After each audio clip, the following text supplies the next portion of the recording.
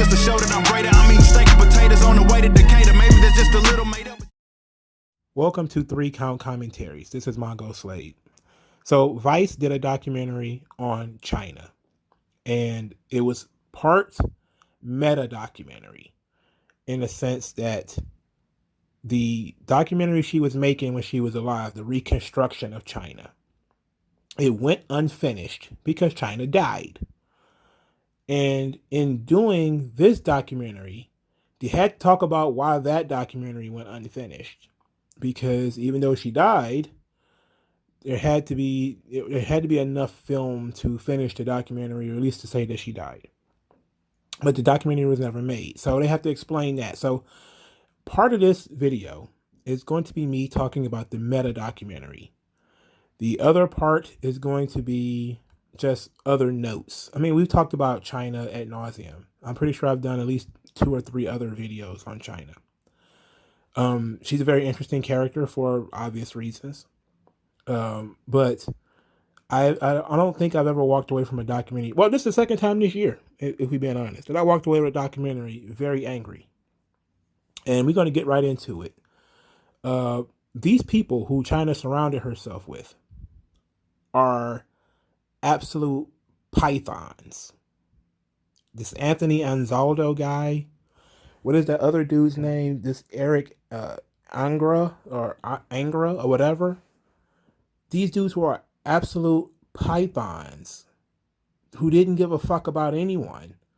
I mean, Chyna died, and this Anthony Anzaldo, who she fired before she died, somehow still had control over all of her assets, took her ashes, spread a little bit over, made sure that he was recording when he spread some of her ashes over the ocean, and then did a memorial service where she was put in a bedazzled urn, charged tickets and sold t-shirts to this memorial session. It is the tackiest, most horrible shit I've ever seen. Look, just from the previous, incarnations of various documentaries and conversations involving Chyna, I knew this Anthony Anzaldo dude was a snake. But this man, he's a fucking bug man, okay? He's like something out of a science fiction novel, all right? He is a horrible human being who records everything, and it seems like every other word out of his mouth is a fucking lie. In the documentary, he claims he went to WWE headquarters to claim that he's trying to get Chyna into the Hall of Fame. Then he did an interview with Wrestling Inc. just last year where he claimed, oh no, we weren't there to try to get into the Hall of Fame. We were trying to get Chyna her royalties. I got Chyna $88,000 in 2004 because they hadn't paid her royalties. It's like, which one is it? And why do we have to keep fucking talking to this guy? And as well, the only reason is because that's the person she trusted in the last few years of her life. And then he's not even the only one. This other fucking snake, this Eric Angra, this fucking heroin addict, he's the one directing the documentary. As supposed to be about Chyna going through rehab and spiritually reconnecting with everybody, he's fucking doing drugs with the girl. He's doing drugs with Chyna and recording her fucked up. Both of them are. Anzaldo was recording her fucked up. He's recording her fucked up. They were exploiting her.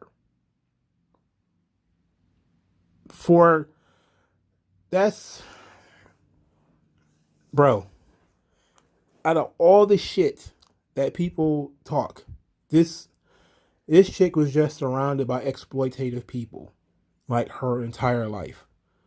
And I'm a personal responsibility guy. You're responsible for everything. She's responsible for every drug she put in her body, every surgery she went and got, all the porn she did. She is responsible for every bit of it. But it's clear to me that she had some help when she was sliding down that mountain towards death. That there was people who were greasing the rails. All right? Not just And people go like, oh, Triple H broke her heart. Like, yeah, you know, millions of people suffer heartbreak. She could have gotten over it with the right support system. But she went from that to hanging out with Waltman, who was a drug addict, who ruined her chance of wrestling in Japan because he brought drugs in Japan and got her fired from New Japan Pro Wrestling. Then well, even before she went to Japan, or was it afterwards? I don't remember which. I'm not even looking at my notes because I don't even want to analytically sit through and talk through this. But she did the Surreal Life. She was fucked up on there. She was doing all these goofy celebrity shows that Anzaldo was setting her up to do, making her look absolutely stupid. The Surreal Life was just one of them. Fear Factor, she did that. She was on Howard Stern Blitzed. You know, he just was pushing her. He used her as a cash cow. You know, he was milking that motherfucker. He didn't care how fucked up she was. He didn't care if she was near death. He didn't care. And then even after she died, he continues to exploit her. Because guess what? Whenever somebody talks about Chyna, they have to talk to fucking Anthony Anzaldo. Because they can't talk to her mom. She didn't talk to her mom. She wasn't talking to her sisters. Nobody knew that most people didn't even know she was in fucking Japan when she was there. She converted to Mormonism. And I had no fucking idea. Okay, the last few years, after she did the pornos, I just kind of like cut Chyna off. I didn't hear about her until she died. I really wasn't paying attention. But this guy was absolutely, positively one of the most exploitive motherfuckers I ever seen. He saw that she was a train wreck, but she was a cash cow because everywhere she went, people knew who she was and was willing to pay to hang out with her. That's fucking embarrassing. And that fucking hurts. That hurts me. Because that fucking sucks. And then he's lying to everybody and telling these tall ass tales about how he did all these things for her and he's throwing dirt on her mom and all this kind of stuff. I'm just like, what in the fuck is going on? Why do we give money to this fucking guy? Why are we doing interviews with this fucking guy? It should be clear that this dude has been doing nothing but living off of her name for the last 5 fucking years. Even before that, because he was exploiting her when she was alive. I think he met her in like 2011 or something like that. So it's like 10 years, 5 of which she's been dead. This dude has been living off of her. This is fucking horrible. He lied to her mom. Told her mom, the mom told him, okay, cremate her, pour out, a certain amount of these ashes over the ocean, and then send the rest to me. He kept them, put them in a fucking bedazzled urn, and then had a memorial service in which he invited celebrities and wrestlers and charged tickets and sold limited edition t-shirts. Bro, I'm fucking hot under the collar. I'm fucking pissed. And to be quite honest, a lot of the shit that was in this documentary obviously is stuff that they've gone over before. Very, very little of it is new. The meta documentary part of it is actually the new stuff. A lot of the other stuff we already know. We know Chyna. Now I'm not saying that it was all bad, but I need to get the good stuff. Like I need to get the bad shit off my chest first, because Anzaldo's not even. He's bad enough. But that Eric Angra motherfucker, him too. Because it's like all these dudes were just arguing with each other, pushing and pulling to have control of her. And that shit is fucked up. It's fucked up. Where, they showed the clip, literally, of Eric Angra interviewing Chyna, her last interview. I think they said it was WrestleMania weekend or something like that. And he's interviewing her and she's going off about how she can't sleep. She's got anxiety. and she's just going off about all these things that are wrong with her. And he's sitting there with a fucking camera recording it. And then Vice cuts back to him and he's like, oh yeah, I was high on heroin. I wasn't even thinking about that. She's literally saying, I'm tired. I'm fucked up. I can't sleep. I got anxiety. Got all these issues. And he was high on heroin while he was doing the interview. So he was fucked up. And then earlier in the documentary, he talked about sneaking away from Anzaldo and I think her boyfriend, might have been that Robert guy, because he said he lived with her for 3 months. He never really said he was her boyfriend, but if you live with her for 3 months and it's just the two of y'all, you probably pretty much are, right? And he snuck away talking about I wanted to bond with her. So they were doing drugs. Why he's supposed to be recording her rehab and her coming back to the United States and getting everything together. He's fucking doing drugs with her. What the fuck? These were the people she was surrounded by in her last days. This was her fucking support system. These fucking guys. These fucking pigs who surrounded her and was just trying to make money. One of these dudes is a fucking filmmaker who just wants to sit around and get high. So he can bond with her. I'm just trying to bond with her. What the fuck? What the fuck was the purpose of this? Really? To piss everybody off? Again? This shit is embarrassing, bro. That shit is horrible. This shit is horrible. There's got to be like a special place in hell for a dude like right for these kind of guys, man, who just sat around and watched her waste away, and they tried to cash in every chance they got. It tells the story in the documentary. I'm going back to Anzaldo because the mom said she was willing to meet Chyna when she came back. She hadn't seen her in almost 30 years. She definitely wanted to see her, but she didn't want it exploited by being on recorded and everything. She was like, okay, cool, but no cameras. But Anzaldo didn't want them to meet without the cameras because that's part of the documentary. He didn't give a fuck about her meeting her family. He wanted to be if I remember correctly, it's actually mentioned in here. I forget who said it, but I think it might have been the Rob guy who said that Anzaldo wanted to be the guy who fixed her. That's what he wanted. He wanted to be the guy that brought everything together. He wanted to be the guy who fixed her.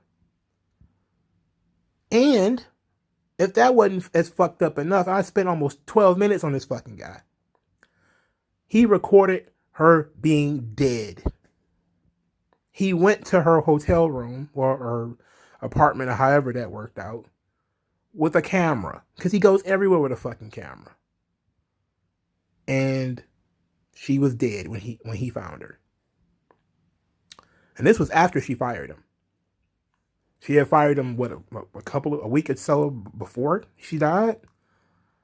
Because because of the whole thing with the mom. That whole thing blew up. He was putting pressure on her to do things she didn't want to do. Like, she didn't really want to meet her mom. She didn't really want to go to her dad's grave. He was forcing her to do that stuff. Because he thought it would be good TV. It would be good for the documentary. He was pushing her to do more than she really could do. And this is what happened. She ended up dead. Now, I'm not going to, again, I don't blame him for it. Her life was already out of control. She already fucked up a lot. But I just have no patience for that kind of shit. You know what I'm saying? Like, I just don't. Because there are people in the world who are easily led, who can be easily manipulated, who can be easily taken advantage of. And you have to take that into account, even as somebody who believes in personal responsibility. You still have to take that into account that some people are sort of weak-willed. Some people are very easily influenced. And those people are often get taken advantage of. Now, I guess I gotta get to the good part eventually. The best thing about this documentary is that they had a lot of good footage of her training and of her early life. Meaning we got to see Chyna when she was just getting started in wrestling, when she had, the giant chin and the Sergeant Slaughter chin and everything. And she seemed to have a real passion for it. And they got to tell the story, like the complete story of how she got into the wrestling business. She wasn't a wrestling fan. She was a bodybuilder. She wanted to be an actress, but she knew she wasn't getting any roles on TV because of her size and how she looked. And she just happened to stumble across wrestling on TV and thought, well, I can do that. And then went to Killer Kowalski and started getting trained. And then out of nowhere, she kind of started doing it. And then when she was ready, she approached Triple H and said, hey, can you guys help me find a job? And Triple H was like, cool. And him and Shawn brought her into the WWF. And they had to pitch her to Vince. Like Vince didn't see the value in the giant female bodyguard. He had to be convinced. He had to be convinced that this whole thing with the Triple H with a female bodyguard was actually going to work. Now this is where, of course, when you talk about the WWF, they had Vince Russo in the documentary, who was one of her friends. And Vince Russo goes on, and on. He goes on this tirade, right? He goes on a couple of tirades. One of whom is that, she felt a lot of pressure to change her appearance, to get the jaw reconstruction, to get the boob job, to take steroids, and all of this stuff. Most of which, and to look more feminine, and how there was so much pressure that was put on her. And I just say to myself, like, Vince Russo, if he told me that the sun was going to shine, I'd carry an umbrella. I do not believe that Vince Russo was anybody's best friend. I believe that Vince Russo likes being in the spotlight, and another one who likes to be seen and likes to talk and likes to hear himself talk, because there are so many elements of when I put together DX, I was like, oh, you put together DX, did you? Okay.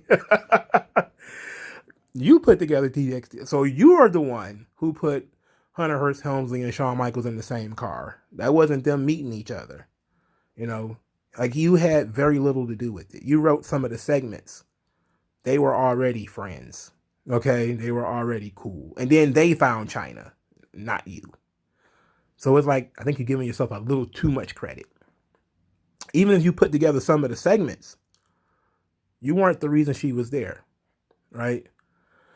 So Vince Russo was really an issue. He kept saying stuff about WWE trying to, basically she was erased. And I was like, what the hell is it supposed to do? What are they supposed to do? She's going off doing fucking porn. What are they supposed to do? Like they showed her, when time for the Royal Rumble and everything, they would still show that she was the only woman that entered the Royal Rumble. And if it came up that a woman won an Intercontinental title or something like that, I think she was mentioned. But what else are they supposed to do? It was throw a parade every week. It's like they didn't go out of their way to not mention her. But the show goes on. There's other people that they're trying to promote. They're not going to promote somebody who's not there. Why would they promote somebody who's not there? To do what? But that was just one of those things. Then obviously he got to talk on the soapbox about, when they did some very clever stuff here about, poaching things from podcasts. Like they poached Jim Ross talking about how much Chyna wanted to get paid, how she ended up gone. Chyna, JR said she wanted $1 million a year. And it seemed to him like she wanted to get let go. Why else would she ask for that much money? And then then it was the old, well, she's just as important as Stone Cold Steve Austin, which is almost an exact fucking mirror. Almost an exact mirror. All of this, to be quite honest, to Hulk Hogan and Wendy Richter. Now, if you are a little younger and you don't know what happened, Wendy Richter was the top female wrestler of the 1980s in the WWF. And she was involved with the angle with Cyndi Lauper and all that kind of stuff. And she started complaining about pay, and she felt like she wasn't getting paid enough. And then that's when they did the original screw job where they had Moolah under a mask, cinch up on a pin, and literally pin Wendy Richter for the WWF Women's title. So they got it off of her in a really fucked up way. And she was pretty much erased from history. They literally almost never talk about Wendy Richter. They talk about Cyndi Lauper sometimes, but they almost never talked about Wendy Richter. It was almost the exact same situation where she says that, she felt like she was just as big a star as Hulk Hogan and just as important. And they showed her otherwise. Like, no, you're not. And that was almost the exact same situation here. And oddly enough, and I hate to make this not a time capsule, but you have a similar situation going on currently with Sasha Banks and Roman Reigns, where, Sasha Banks thinks she's just as important to WWE as Roman Reigns is. She's done, and she was pretty much erased from history. They literally almost never talk about Wendy Richter. They talk about Cyndi Lauper sometimes, but they almost never talked about Wendy Richter. It was almost the exact same situation where she says that, she felt like she was just as big a star as Hulk Hogan and just as important. And they showed her otherwise. Like, no, you're not. And that was almost the exact same situation here. And oddly enough, and I hate to make this not a time capsule, but you have a similar situation going on currently with Sasha Banks and Roman Reigns, where, Sasha Banks thinks she's just as important to WWE as Roman Reigns is. She's done interviews where she says that she deserves the same amount of TV time as Roman and all that kind of stuff. So you do have this issue. It's a recurring problem where you get these women and they start saying to themselves, well, I'm just as important as the top male superstar. And it's almost never the case. If we're being honest, almost never the case. But they think so. And Chyna, it's easy for people to just say, well, Chyna had the Ultimate Warrior problem. She thought that the whole thing was her and her talent, when in reality, it was the way WWE put everything together. But as usual, it's a mixture of both, okay? You couldn't have Chyna. They said it, they talked about this in the documentary, if I remember correctly, where she says she was thankful for them making her Chyna. And then the interviewer, I think it might have been that Angra kid, was like, did they make you Chyna or did you make you Chyna? And she was like, both. Like, they couldn't have done it without my talent. So she was lucid enough to not give them full credit for her success, which is, you can never do that. You can never give them full credit for your success. You always did something, even if it was just you staying in shape and doing what the fuck you were told, you did something, But it seemed like, a female Ultimate Warrior situation where she brought the raw materials. They made the star. And then she thought, I'm a star. I can go do whatever I want. And it didn't quite work out that way. This is when she leaves because she's not going to get $1 million a year. And plus the whole Stephanie and Triple H thing happens. It's all ugly and weird. She leaves. She tries to go do Hollywood. She does some very small movies. She can't get any big roles, which is a surprise. That's a huge surprise. Well, I guess it's probably relevant to bring up Anthony Anzaldo, at least in this situation.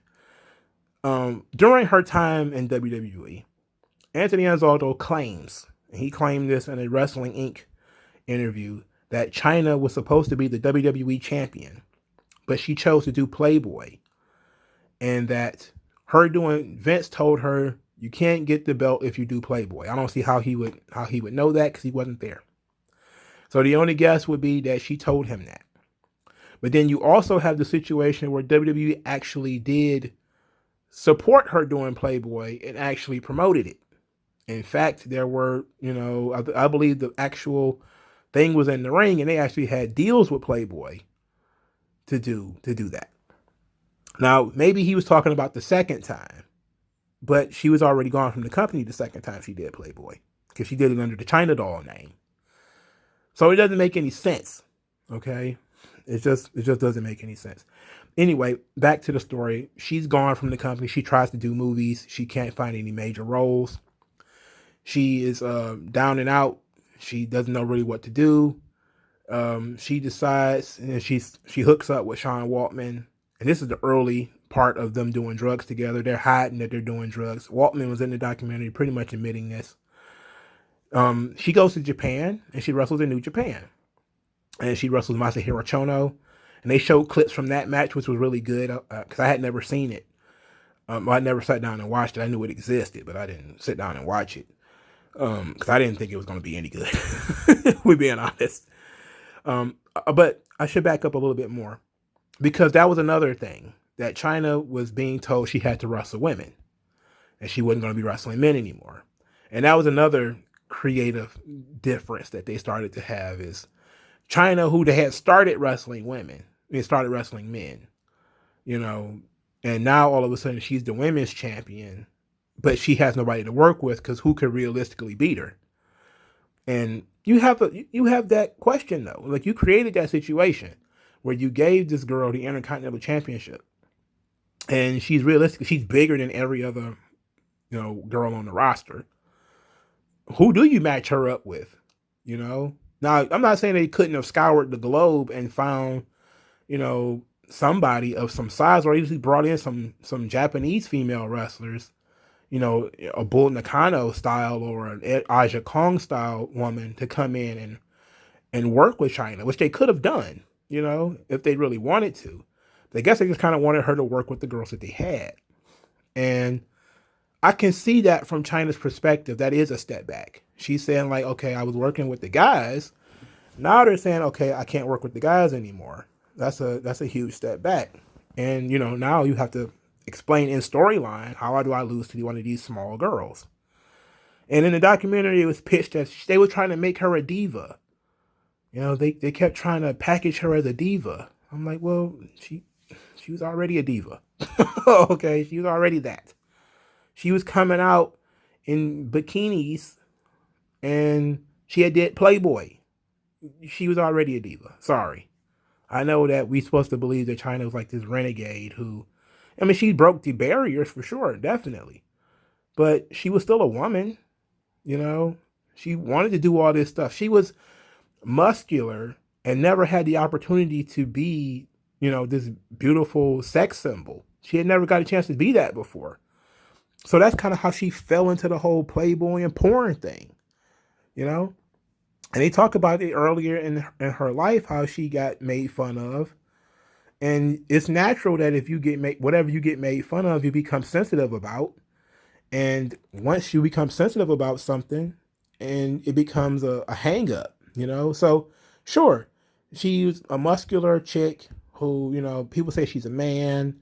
People saying that, she got to be gay and all this kind of stuff. And it's a natural thing that she wants to show people like, no, I really am a woman, and part of that is going to be the boob job. Part of that is going to be the jaw to look more feminine, which, going on Howard Stern is a huge mistake. They post quite a bit of information from there. These clips from there. But so I don't believe for a minute that she was, exploited in that range. I think that she just enjoyed the attention that came with it because it was positive attention. It was people see me as sexy. People see me. There's a sliver, there's enough people out there rather to find me sexy. Let's do it. And the money is there. So let's do it.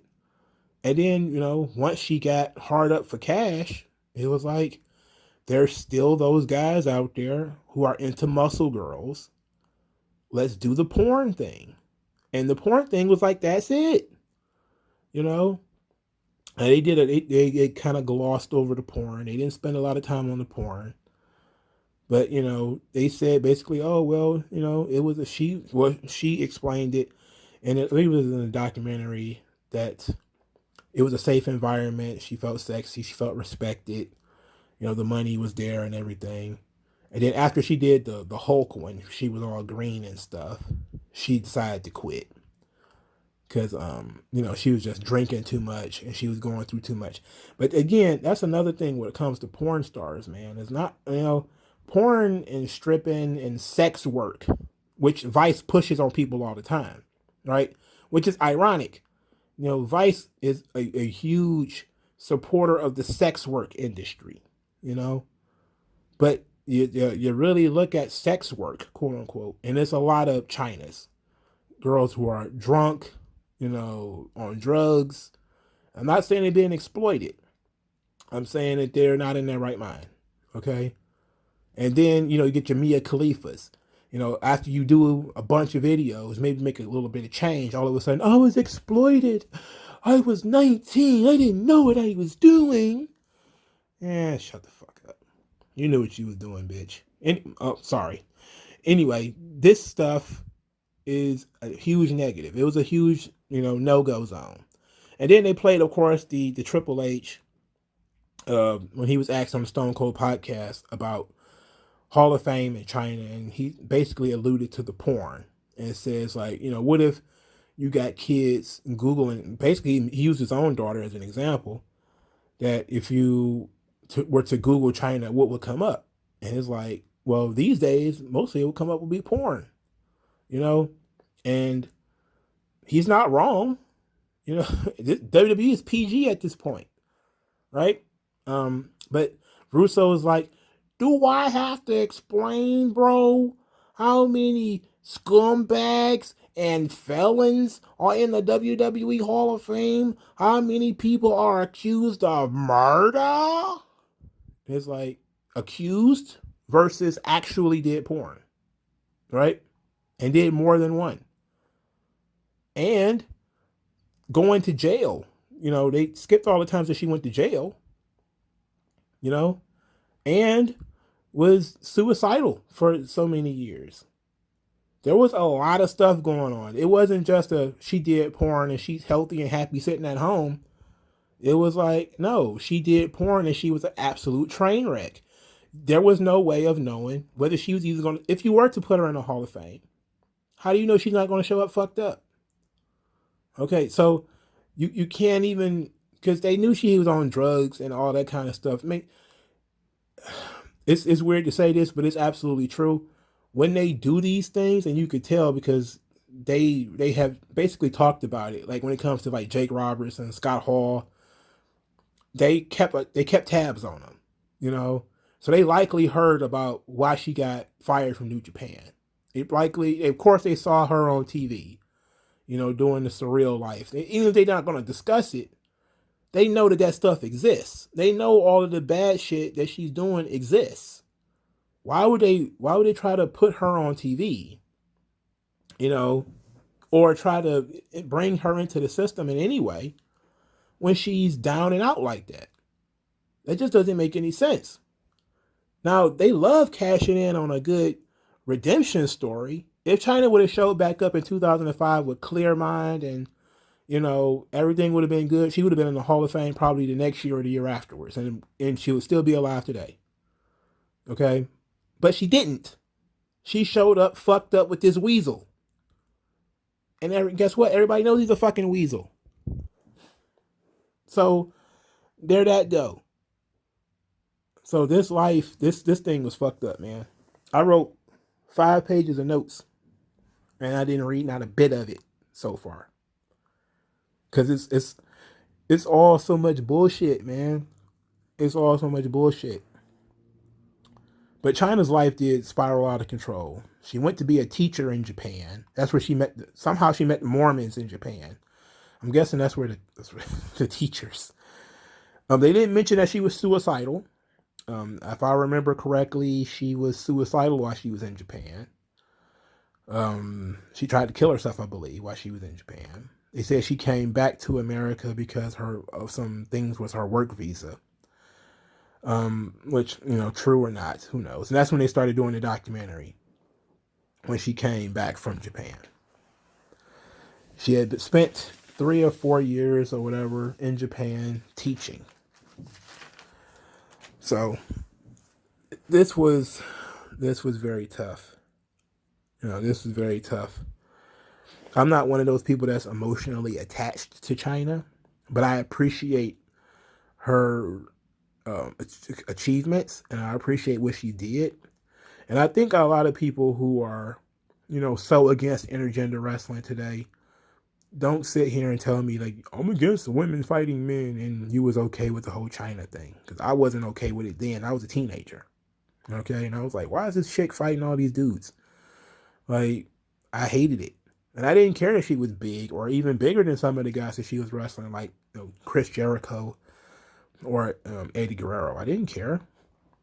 I didn't like the idea of, doing intergender matches. I didn't like it then. I don't like it now. It maybe as a one-off. If they did a one-off intergender match, that'd have been cool. But Chyna was like wrestling dudes like regularly and winning. I'm just kind of like, come on, bro. But that's her legacy. Her legacy is she was the believable female wrestler who could go, who had the muscles and the size and could go in there and tangle with some of the dudes. And there's a lot of smoke and mirrors around whether she should have won the big belt or, why she ended up leaving, even though she didn't get fired. Her contract expired. Some people in the office weren't a big fan of her, obviously. It seemed like Jim Ross really wasn't. But Jim Ross worked with a lot of the more difficult talents. Ultimate Warrior and Chyna and the Road Warriors. But, it happens. And I'm sad that she's dead, man. Like, it really sucks that every time we talk about Chyna, we talk about her posthumously. But to dovetail this thing, we're talking about Chyna, posthumously because she didn't have any family. Her family was broken from the beginning, and talk about her mom getting stabbed by her dad, and then her dad being a drug addict and an alcoholic, and it was just genetic. And then she went to live with her dad when she was 16. And it was like all downhill from there. From what her mom said, it was all downhill from there. So she really didn't have much in the way of a family. And this is the one thing I did agree with, that the closest thing to a family she had was the WWF, because they made her a star and they took care of her. They put money in her pocket. She met her boyfriend that she loved and that she had moved in with, and she thought everything was going to be great. They appreciated her look, because her look was her money. She was a unique figure, Nobody looked like that. Now, they maybe had to touch some things up to get her perfect, but nobody looked like that. Nobody could do what she could do. So that was the first place where she really found acceptance, where people didn't make fun of her, even though they had to do some things to change perception as far as her jaw and her boobs and everything. And she was just kind of looking for that afterwards, and bouncing from, people trying to cash in on her celebrity, pushing her into these other situations, that she was just looking for family. And that was kind of like the big spine of this whole ordeal, like when she left WWF, she went out to Hollywood. She was essentially by herself. Nothing. When Waltman came in, she knew Waltman from the WWF, so they were able to click just based off that, of being old friends, and she had somebody that she knew, but he was fucked up too, and at least he wasn't trying to use her, but he was fucked up too. They were getting into fights and all that kind of stuff. And then the closest thing she found was like she went and lived with these Mormons, and they were her family for a while. And then she, starts hanging out with this documentary crew, and they're all fucking, like I said, a pit of fucking vipers, and she's dead. So that's unfortunate, but that's where you have to keep, you got to keep your head on straight, this shit's sad. Of course it was sad. It was always going to be sad. But the footage of her as a younger person, the pictures of her, watching Chyna play the piano, and she also played, I think she also played the cello. I don't know musical instruments, but she was playing the piano, which I didn't know she could play the piano, so that was pretty cool. So she had other talents. So it was a good documentary for telling the whole story, but you walk away not liking a lot of people, and being very upset at how these people behave, and you see how people just kind of take advantage of celebrities and other people who are in desperate need of help. You see that they get taken advantage of very often. And Chyna was no different. If somebody would have cared, if just one of these people had their head on straight, maybe she'd still be alive today. But thank you guys for listening. Like this video, share this video, subscribe to the channel, and donate to the channel if you can. Thank you guys for your time, and I'll talk to you guys later.